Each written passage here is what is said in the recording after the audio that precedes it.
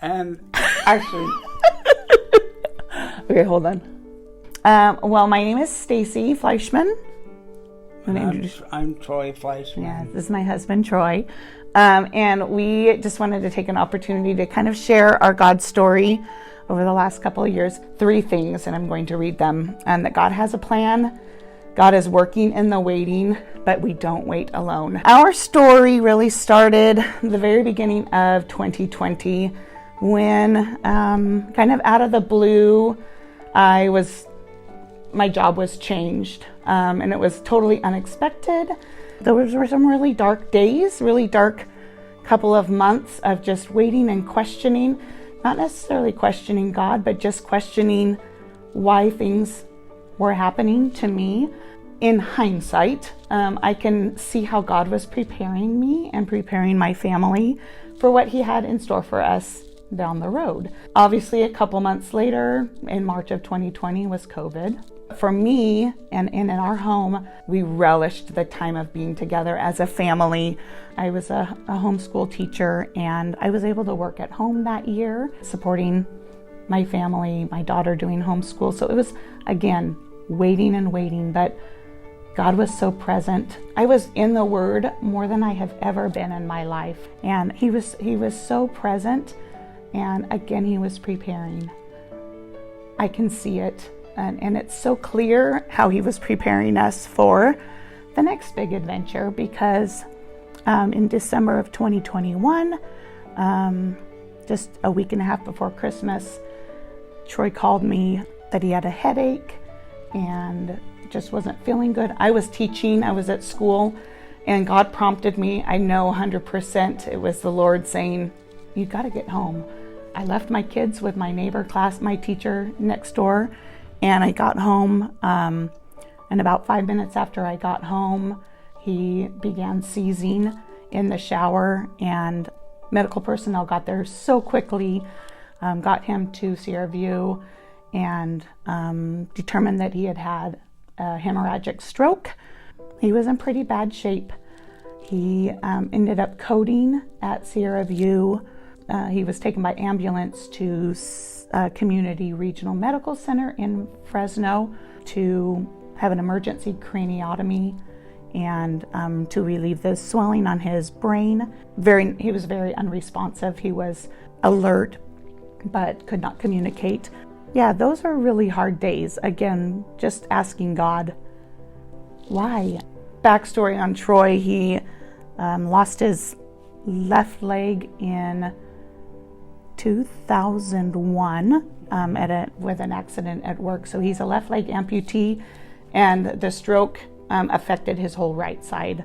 So he has no use of his right leg or right hand. But you've got a good, strong left arm and a great sense of humor and a huge drive. And I know that is what has gotten us through these last 2 years, because God has been so present, so faithful, even in those hard days when we were in Fresno waiting, taking our turns in the hospital, those daily prayer requests of things that we needed to see from Him. For example, the ability to swallow on his own, keeping his eyes open. He was very, very non-responsive. We knew that he could understand us, but he was just asleep pretty much 24 hours a day. So finally, he was in the hospital and the rehab center for 7 weeks from surgery on. And I remember a week and a half before that, they decided that they told me on Tuesday that they were going to be sending him home on Friday. Our whole family, in like 3 days, we weren't ready. I was scared to death and not feeling prepared at all. Even when he first came home from rehab, he was not speaking. He could say yes and no if prompted. And when they say that being at home is great medicine, it really was. He just started to really flourish. It was the scariest thing, like bringing home a newborn baby, except times a few more years and a little bit larger. But the best experience, because I was insanely blessed with people within my work community, donating sick days to me so that I was able to continue to stay home. Had that 2020 experience not happened at work for me, it would have totally changed my perspective, my mindset, my anxiety about work, and I didn't have to think about it, which again was God preparing, God planning, God knowing better than we do what needs to happen in our lives for what He has in store for us. There have been multiple challenges since coming home. Obviously, as basically a one-handed man, he has had to relearn how to feed himself, how to brush his teeth. It's been 27 months since the stroke, and I would love to say it's been all rosy and fabulous, rainbows, but we have endured. I mean, this poor guy has conquered so many challenges. First off, he really can't do much independently physically. He requires a lot of assistance, right? Yeah. Sorry. That's okay. Troy needs a lot of assistance just doing daily activities that we just kind of take for granted. So now we're, 2 years post-stroke. I'm back full-time in the classroom. While I am away from home, our son Brock comes and takes care of Troy. And the taking care part is really just being there for what he needs. He just requires some assistance, getting food, with medication or whatever that is. So Brock is currently taking that time that I'm not able to be there and hangs out with his dad, and they're best buds, and so that's a blessing. And then obviously I get home from work, we tag team. He likes to help fix dinner or do some chores around the house. All through the last 2 years, Troy has developed crazy kidney stones that just, we don't know why he's developing them. He'd always been prone to kidney stones prior to the stroke, but these are crazy big kidney stones, and they cause him obviously a lot of pain. Part of his effect from the stroke is the condition called aphasia, and if you're not familiar, that is basically the inability to express yourself. He can talk now, he can say all the words. He has trouble with naming things. He has really a lot of trouble connecting names to people. He will know you instantly, but he doesn't necessarily know your name. And in that same case, he can't express where his pain is coming from. He just says he doesn't feel good. So for the last several months, we have been frequent visitors of our Sierra View emergency room, just trying to figure out what is causing the pain, and generally it is a kidney stone. Those are really hard days when I go to work all day long and come home, and then immediately we end up with a 6 to 8 to 10 hour stint at the ER, and then I get up the next morning and try to go to work and teach children and put on a brave face. But I am able to, and I know, again, it's God giving that strength, giving patience both ways, because he will often say things and we have no idea what it is he's trying to say, and he just patiently either says forget it or works really hard to say what it is. But I will say that if you knew Troy prior to his stroke, most people think he's very quiet and an introvert, and post-stroke Troy has no inhibitions. He loves people. He loves to run into people that he knows in town and say hi and give a high five and make people smile and laugh. So even though the stroke brought a lot of physical challenges to Troy, it did not affect his humor and his personality and his love for making people laugh.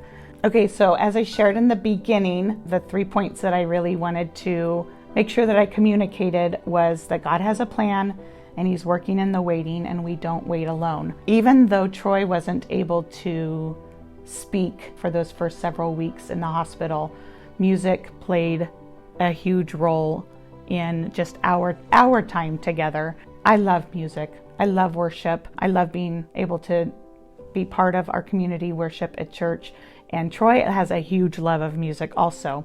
So while I hear the melodies and the harmonies of songs, I don't necessarily always hear the words. And this guy knows every word to every song, even now. So songs will come on the radio, and I remember early on a song that I'd never heard of before came on the radio, and he was singing every word to it. He loves listening to music. We love Maverick City music. And even prior to his stroke, one of his favorite songs, our favorite songs by Maverick City was Wait on You, Lord, Wait on You. Okay. I'm tasting your goodness. I trusted your promise. I'm gonna wait on you. Yep. Just about 9 days after his stroke, one of the days when I was visiting him in the hospital, again, he had tubes. He wasn't communicating. He was very raspy. He had a lot of fluid in his chest and a big, scar on his head and everything. But every time I would go in, we would just listen to music and sing and pray. And I would share with him all of the things that people were sharing. I turned on that song, Wait on You, and we just ended up singing it together. Again, he had no words and no sound was coming out, but he was mouthing the words, and tears in both of our eyes as we were singing that.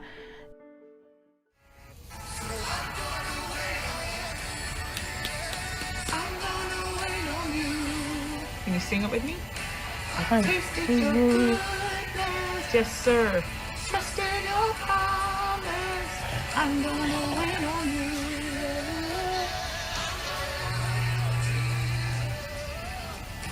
I tasted your goodness. I trusted your promise. I'm gonna wait on you. This has been my song all week. Hey, we're gonna wait, right? It's the least we can do is just wait. He's gotten us so far. Yep. Here it comes. Wait on you, Lord. Wait on you, Lord. He will renew. He will renew your strength. Wait, I say. Wait on you, Lord. Yep. Wait on you, Lord. He will renew. He will renew your strength. I hope our journey is far from over. Although I would love for him to be renewed fully to health. And if that happens, glory be to God. But in the waiting, I have felt that it is my job, my calling. The Lord has placed it on my heart just to glorify him, to be honest, to be real, and recognize and celebrate what he's doing, knowing that there will be somebody someday who needs some encouragement, who needs to know that they are not alone. It's my job. It's our job as Christians and as Christ followers to raise each other up, to lift each other up, to be community with one another.